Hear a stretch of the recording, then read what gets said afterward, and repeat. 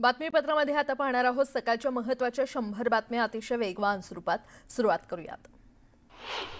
मुंबई महापालिका सार्वत्रिक निवडणुकीसाठी आरक्षण सोडत पार पडली। 227 जागांसाठी निवडणूक पार पडणार असून अनुसूचित जातीसाठी 15 जागा, अनुसूचित जमातींसाठी 2 तर इतर मागास प्रवर्गासाठी 61 आणि सर्वसाधारण गटासाठी 149 जागा राखीव ठेवण्यात आल्या। आरक्षणाची सोडत जाहीर होताच इच्छुक उमेदवार ॲक्शन मोडवर आले आहेत। भाजपचा गड मानल्या जाणाऱ्या पिंपरी चिंचवडमध्ये सत्ताधारी भाजपला रोखण्यासाठी दोन्ही राष्ट्रवादी एकत्र येणार असल्याचं बोललं जातंय। पुणे शहरात महायुतीच्या विरोधात आम्ही लढाई लढली, त्यामुळे आता महायुतीच्या कोणत्याही पक्षासोबत आमची छुपी युती होणार नाही। आम्ही महाविकास आघाडीसोबत निवडणुकीत उतरू, अशी भूमिका राष्ट्रवादी शरदचंद्र पवार पक्षाचे शहराध्यक्ष प्रशांत जगताप यांनी स्पष्ट केली आहे। नाशिकच्या इगतपुरीमध्ये शिवसेना उबाठा पक्षाला मोठा धक्का बसलाय। शिवसेना उबाठाचे नगराध्यक्ष नगरसेवक भाजपच्या गळाला लागलेत। नगराध्यक्ष संजय इंदुलकर आणि उपनगराध्यक्ष नईम खान यांच्यासह नगरसेवक संपत डावखर आणि रमेश खाताळ यांनी देखील भाजपमध्ये प्रवेश केलाय। करुणा मुंडेंनी सुप्रिया सुळेंची भेट घेतली। दरम्यान शेतकऱ्यांच्या प्रश्नांसंदर्भात भेट घेतल्याचं करुणा मुंडे यांनी स्पष्ट केलं। निवडणुकीसंदर्भात देखील चर्चा झाली असून जिथे तुम्हाला पाठिंबा लागेल तिथे पाठिंबा आम्ही देऊ, असं तुम्ही देखील पाठिंबा द्या, असं सुप्रिया सुळेंनी सांगितल्याची माहिती करुणा मुंडेंनी दिली। तर आम्ही झोपेतून उठलो आणि आचारसंहिता लागली असं म्हणत परळीमध्ये नगराध्यक्ष पदाचा उमेदवार उभा करणार असल्याचं करुणा मुंडे यांनी स्पष्ट केलं। शिवसेना उबाठा पक्षाचे उपनेते सुहास सामंत यांनी शिवसेनेमध्ये प्रवेश केला। उपमुख्यमंत्री एकनाथ शिंदेंच्या उपस्थितीमध्ये हा पक्षप्रवेश पार पडला। शेकडो बेस्ट कर्मचाऱ्यांसह सामंतांनी शिवसेनेमध्ये प्रवेश केला। स्थानिक स्वराज्य संस्थांच्या निवडणुकीपूर्वी शिवसेनेमध्ये जोरदार इनकमिंग सुरू आहे। उपमुख्यमंत्री एकनाथ शिंदेंच्या उपस्थितीमध्ये लातूरच्या उदगीर विधानसभा मतदारसंघातील माजी आमदार सुधाकर भालेराव यांनी कार्यकर्त्यांसह शिवसेनेमध्ये प्रवेश केला। भीमराव धोंडेंनी अजित पवारांच्या राष्ट्रवादीमध्ये प्रवेश केला। धोंडेंसह शरद पवारांच्या राष्ट्रवादीचे नेते अरुण गुजराती यांनाही अजित पवारांच्या उपस्थितीमध्ये त्यांनी राष्ट्रवादीमध्ये प्रवेश केला। शिरूर नगरपरिषद निवडणुकीमध्ये महाविकास आघाडी एकत्रित निवडणूक लढणार आहे। खासदार अमोल कोल्हे आणि माजी आमदार अशोक पवार यांच्या नेतृत्वात शिरूरमध्ये महाविकास आघाडी निवडणुकीला सामोरं जाणार आहे। पारोळा एरंडोल नगरपरिषद निवडणुकीमध्ये भाजप आणि शिंदेंच्या शिवसेनेची युती झाली आहे। अजित पवारांच्या राष्ट्रवादीला डावलून भाजपनं शिवसेनेसोबत युती केली आहे। सांगली मिरज कुपवाड या महानगरपालिकेच्या 78 जागांचे प्रभागनिहाय आरक्षण जाहीर झाले। एकूण 20 प्रभागातील आरक्षणाची सोडत महापालिका आयुक्त सत्यम गांधींच्या उपस्थितीमध्ये जाहीर करण्यात आली। यावेळी महापालिकेचे इतरही अधिकारी हजर होते। अमरावती जिल्ह्यामध्ये आम आदमी पक्षाचा कार्यकर्ता मेळावा पार पडला। या मेळाव्यामध्ये नगराध्यक्षपदासाठी नम्रता नितीन गवळींची पहिल्या अधिकृत उमेदवार म्हणून घोषणा करण्यात आली आहे। यावेळी बोलताना दिल्ली विकासाचं मॉडेल महाराष्ट्रात आणणार असं माजी मंत्री राखी बिर्ला यांनी म्हटलं। नवी मुंबई महानगरपालिकेच्या निवडणुकीसाठी प्रभाग रचना आणि आरक्षण जाहीर करण्यात आलंय। नव्या आराखड्यानुसार महापालिकेमध्ये एकूण 111 सदस्य निवडून येणार आहेत। बहुतांश प्रभाग 4 सदस्यांचे असतील तर केवळ एक प्रभाग 3 सदस्यांचा असेल। पिंपरी चिंचवड महानगरपालिकेच्या 32 प्रभागातील 128 जागांसाठी आरक्षण जाहीर झालंय। जाहीर झालेल्या आरक्षणात सत्ताधारी भाजपच्या अनेक प्रस्थापित नगरसेवकांना धक्का बसलाय। जळगाव महापालिकेच्या 19 प्रभागातील 75 सदस्यांचं आरक्षण जाहीर झालेलं आहे। महापालिका आयुक्त ज्ञानेश्वर ढेरेंनी आरक्षण सोडत जाहीर केली। महापालिकेच्या निवडणुकीमध्ये इच्छुकांची संख्या जास्त असल्यानं उमेदवारी न मिळाल्यास बंडखोरी होण्याची शक्यता आहे। भिवंडी निजामपूर महानगरपालिकेच्या 23 प्रभागातील 90 जागांसाठी आरक्षण जाहीर झालंय। महानगरपालिकेचे आयुक्त अनमोल सागर यांच्या उपस्थितीमध्ये आरक्षण सोडत काढण्यात आली। 90 पैकी 45 जागा महिलांसाठी आरक्षित असणार आहेत। बिहार विधानसभेच्या निकालापूर्वी न्यूज 18 मेगा एक्झिट पोलनुसार बिहारमध्ये एनडीए सत्ता राखणार आहे। एनडीएला 140 ते 150 जागांचा अंदाज वर्तवण्यात आलाय। एक्झिट पोलनुसार बिहार विधानसभा निवडणुकीमध्ये महागठबंधनला धक्का बसणार आहे। राजदला 50 ते 60 तर काँग्रेसला 15 ते 20 जागांवर समाधान मानावं लागणार आहे। भाजपचे राष्ट्रीय प्रवक्ते गुरुप्रकाश पासवान यांनी बिहारच्या एक्झिट पोलवर प्रतिक्रिया दिली आहे। आम्हाला मजबूत जनादेश आणि जनतेचे आशीर्वाद मिळत आहेत। आता विकसित भारताचा पाया विकसित बिहार असेल। आम्ही ऐतिहासिक विजयाकडे वाटचाल करत आहोत, असं पासवान म्हटले। एक्झिट पोलवर विश्वास ठेवणारे लोक फक्त 2 दिवस आनंदी राहतील। बिहारमध्ये महाआघाडीचीच सत्ता येईल असा विश्वास आरजेडीचे प्रवक्ते मृत्युंजय तिवारी यांनी व्यक्त केला आहे। काँग्रेस प्रवक्ते सचिन सावंतांवर आणखी एक नवी जबाबदारी देण्यात आलेली आहे। तेलंगणा राज्याच्या सचिवपदी सचिन सावंत यांची निवड करण्यात आली आहे। मी अपक्ष खासदार असलो तरी मला मंत्री अधिकारी घाबरतात असं विधान सांगलीचे खासदार विशाल पाटील यांनी केलंय। मिरजमध्ये एका विकास कामाच्या उद्घाटन प्रसंगी बोलताना खासदार पाटील यांनी हे वक्तव्य केल्यानं राजकीय वर्तुळात चर्चांना उधाण आलंय।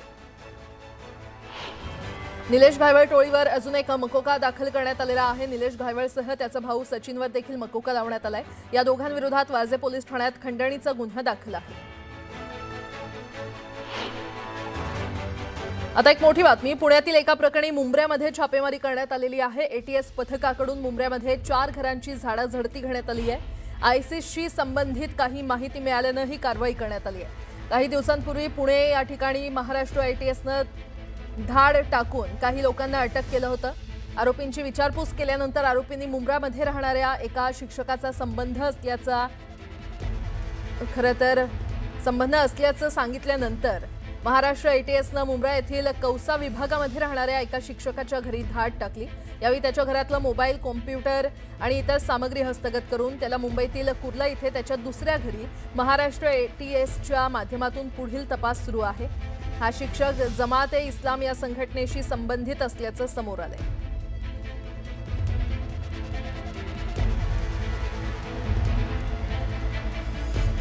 दिल्ली स्फोटाप्रकरणी आणखी एका डॉक्टरला अटक करण्यात आलेली आहे। डॉक्टर शाहीनचा भाऊ डॉक्टर परवेज अन्सारी एटीएसच्या ताब्यात आहे। जम्मू काश्मीर पोलीस आणि यूपी एटीएसचा अन्सारीच्या घरावर छापा टाकण्यात आलेला आहे। अन्सारीचा लॅपटॉप आणि कागदपत्र जप्त करण्यात आलेली आहे। तर आरोपी डॉक्टर शाहीन सईदला ताब्यात घेण्यात आलेला आहे आणि तिचाच भाऊ डॉक्टर परवीन अन्सारी याला देखील एटीएसनं ताब्यात घेतलंय। सोन्या चांदीचे भाव सलग दुसऱ्या दिवशी वधारलेले आहे। सोन्याच्या भावात 1900 रुपयांची वाढ होऊन ते 1,24,300 रुपयांवर पोहोचले। चांदीच्या भावात 3,000 रुपयांची वाढ होऊन ती 1,56,500 रुपयांवर पोहोचली आहे। नवी दिल्लीमध्ये प्रदूषणात प्रचंड वाढ झाली आहे। त्यामुळे या हंगामातील हवेची गुणवत्ता सर्वात वाईट झाल्यानं दिल्लीची अवस्था एखाद्या गॅस चेंबरसारखी झालेली आहे। मंगळवारी दिल्ली एनसीआर क्षेत्रातील हवा गुणवत्ता निर्देशांक 423 म्हणजेच अत्यंत गंभीर श्रेणीमध्ये नोंदवण्यात आलाय। मुंबईच्या उत्तरेकडील प्रवेशद्वारावर होणाऱ्या वाहतूक कोंडीचा आणि वायू प्रदूषणाचा त्रास संपवण्यासाठी दहिसर टोल नाक्यावर कृत्रिम बुद्धिमत्तेचा वापर करून टोल भरणा प्रक्रिया वेगवान करण्याचा नवा प्रस्ताव सादर करण्याचे निर्देश परिवहन मंत्री प्रताप सरनाईक यांनी दिलेत। या संदर्भात मंगळवारी मंत्रालयामध्ये बैठक आयोजित करण्यात आली होती। पुढची बातमी मोठी बातमी, पुण्यातील जमीन व्यवहार प्रकरण गंभीर असून आज मोठा गौप्यस्फोट करणार असल्याचं सामाजिक कार्यकर्त्या अंजली दमानिया यांनी सांगितलंय। प्रचंड मोठा घोटाळा समोर आणणार असून महसूल मंत्र्यांसोबत बैठक पार पडली असल्याची माहिती अंजली दमानिया यांनी दिली आहे। तर अजित पवार यांनी पालकमंत्री पदावरून आणि उपमुख्यमंत्री पदावरून राजीनामा देणं अपेक्षित आहे अशी मागणी मुंढवा जमीन व्यवहार प्रकरणी अंजली दमानिया यांनी केली आहे।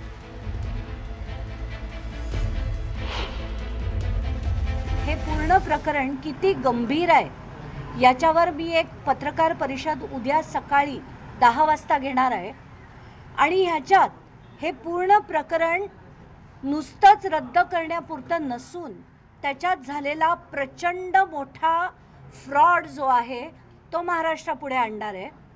दुसरं, आत्ता मी जी महसूल मंत्री चंद्रशेखर बावनकुळे यांच्याकडे जी बैठक झाली त्याच्यात मी अशी मागणी केली की मला डिपोज करायचं आहे। ती जी समिती बनवली आहे खरगेंच्या अध्यक्षतेखाली त्याच्यापुढे मला प्रचंड माहिती द्यायची आहे। ते माझ्या उद्याच्या प्रेस कॉन्फरन्स नंतर आपोआपच होईल। हे पालकमंत्रीपद त्यांचं रद्द झालंच पाहिजे। त्यांचं उपमुख्यमंत्री पदाचा सुद्धा त्यांना राजीनामा द्यावा लागेल। जसा त्यांनी जेव्हा सिंचन घोटाळा तो सुद्धा आम्हीच एक्सपोज केला होता तेव्हा अजित पवारांनी संध्याकाळी 5 वाजता राजीनामा दिला होता। का तर निष्पक्षपणे चौकशी व्हावी यासाठी त्यांनी तो जो राजीनामा दिला होता तसाच राजीनामा त्यांच्याकडनं उद्या मला अपेक्षित आहे। मुंबई महानगरपालिका सार्वत्रिक निवडणूक 2025 साठी वॉर्ड आरक्षण सोडत जाहीर करण्यात आलेली आहे। मुंबई महापालिकेच्या 227 वॉर्डपैकी 114 जागा या महिलांसाठी राखीव झाल्या, तर अनुसूचित जातींसाठी एकूण 15 वॉर्ड राखीव असतील, तर ओबीसींसाठी मुंबईतील 61 वॉर्ड राखीव असतील। आजच्या आरक्षण सोडतीमुळे अनेक माजी नगरसेवकांचा पत्ता कट झालाय, तर ठाकरेंच्या शिवसेनेच्या माजी नगरसेविका तेजस्विनी घोसाळकर यांचा वॉर्ड सोडतीमध्ये ओबीसी महिला प्रवर्गासाठी राखीव झालाय, तर भाजपचे नील सोमय्या, अतुल शहा, रविराजा यांना आरक्षणाचा फटका बसलाय।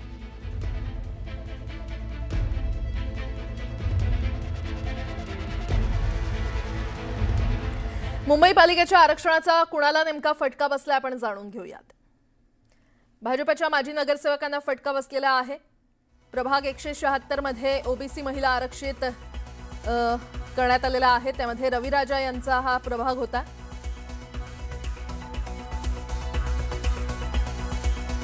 माजी नगरसेवक नील सोमय्या यांचा प्रभाग 108 तो देखील ओबीसी महिला आरक्षित करण्यात आलाय।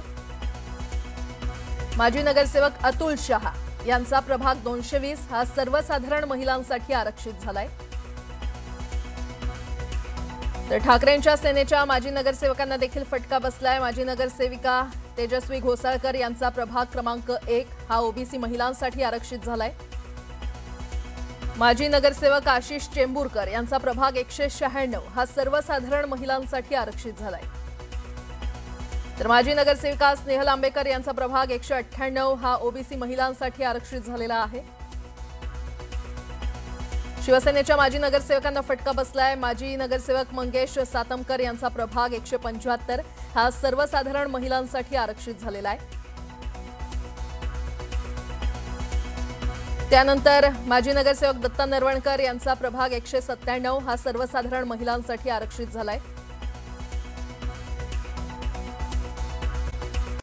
शिवसेना पक्ष आणि धनुष्यबाण कुणाचा याबाबत सर्वोच्च न्यायालयात आजपासून अंतिम सुनावणी होणार आहे। केंद्रीय निवडणूक आयोगाने दिलेल्या निर्णयाच्या विरोधात सुप्रीम कोर्टात शिवसेना उद्धव बाळासाहेब ठाकरे पक्षाच्या वतीने याचिका दाखल करण्यात आली होती।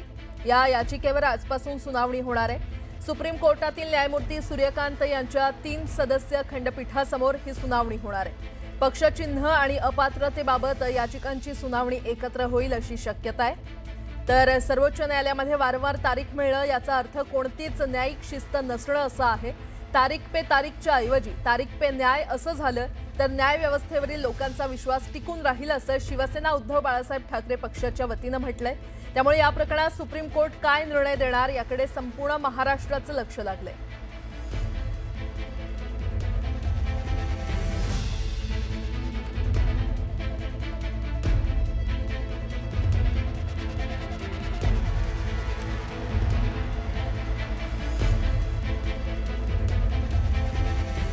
तर आतापर्यंत या प्रकरणात नेमके काय काय निकाल लागलेले आहेत किंवा काय काय निर्णय झालाय, काय काय घडामोडी घडल्यात आपण ते ग्राफिक्सच्या माध्यमातून जाणून घेऊया।